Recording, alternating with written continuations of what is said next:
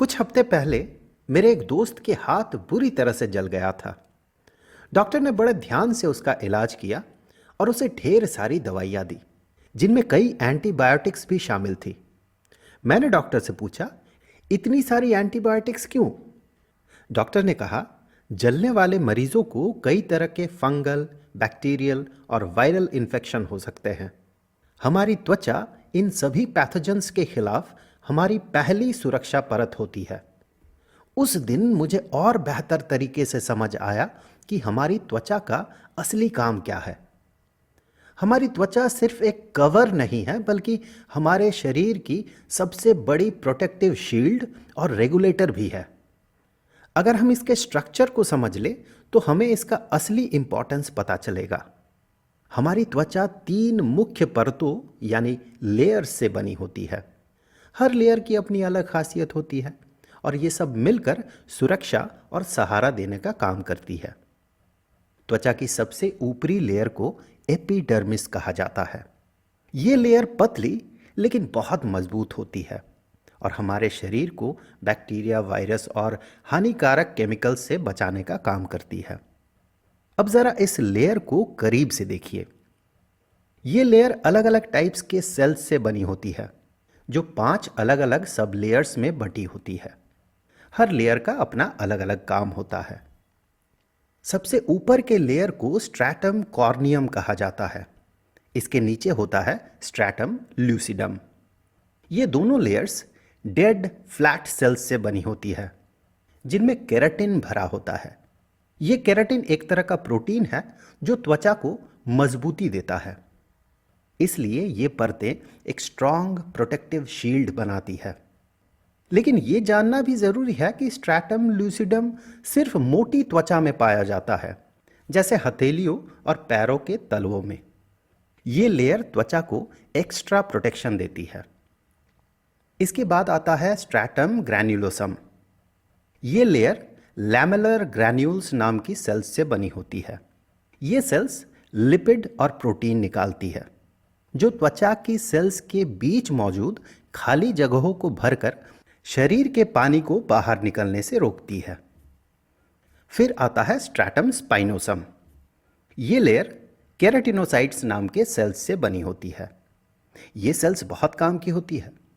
यही sales keratin protein बनाती है और ये सेल्स प्री विटामिन D3 भी बनाती है, जो कई प्रक्रियाओं के बाद विटामिन डी में बदल जाता है।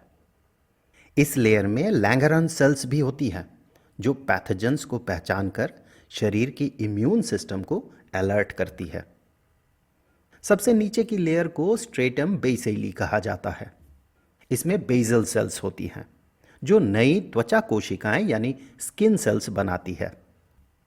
इस लेयर में मेलानोसाइट्स भी होते हैं, जो मेलानिन नाम का पिगमेंट बनाता है।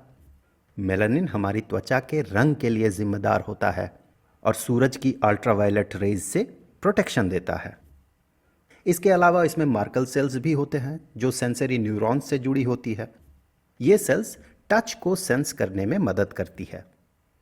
एपिडर्मिस के नीचे एक मोटी लेयर होती है, जिसे डर्मिस कहा जाता है। अब जरा डर्मिस को करीब से देखिए। ये लेयर त्वचा को स्ट्रेंथ और इलास्टिसिटी देती है। इस लेयर में मुख्य रूप से फाइब्रोब्लास्ट्स, कोलेजन फाइबर्स और इलास्टिन फाइबर्स होती हैं। कोलेजन और इलास्टिन फाइबर्स त्वचा को स्ट्रेंथ, फ्लेक्सिबिलिटी और इलास्टिसिटी देते हैं, जबकि फाइब्रोब्लास्ट्स इन फाइबर्स को बनाती है। इन सेल्स और फाइबर्स के बीच एक जेल जैसा सब्सटेंस भी मौजूद होता है, जिसे ग्राउंड सब्सटेंस कहा जाता है। इस लेयर में और भी बहुत कुछ रहता है। ब्लड वेसल्स त्वचा को ऑक्सीजन और न्यूट्रिएंट्स पहुंचाती है। नर्व एंडिंग्स जो टच, पेन और टेम्परेचर को सेंस करने में मदद करते हैं। सेबेशियस ग्लैंड्स जो सीबम नाम का ऑयली सब्सटेंस निकालती है, जिससे त्वचा मॉइस्ट यानी नमी युक्त रहती है। हेयर फॉलिकल्स, इनमें से बाल निकलते हैं और ये बालों को सहारा देते हैं। स्वेट ग्लैंड्स ये स्वेट यानी पसीना निकालती है। जब पसीना वेपर बनता है तो ये शरीर को ठंडा करता है। पसीने में नमक, यूरिया और टॉक्सिन्स भी होते हैं, जो शरीर से पसीने के माध्यम से बाहर निकल जाते हैं। इसलिए हमारी त्वचा एक नेचुरल डिटॉक्सिफायर का काम भी करती है। डर्मिस के नीचे एक और लेयर होती है जिसे हाइपोडर्मिस कहा जाता है। ये लेयर मुख्य रूप से फैट सेल्स से बनी होती है। इन फैट सेल्स को एडिपोसाइट्स कहा जाता है। ये सेल्स शरीर के लिए एनर्जी स्टोर करती है और इंसुलेशन भी देती है। ये सेल्स कुशनिंग का भी काम करती है, यानी शरीर को फिजिकल शॉक से बचाती है। इस तरह हमारी त्वचा अलग अलग रोल निभाने वाला एक बहुत ही इंपॉर्टेंट ऑर्गन है।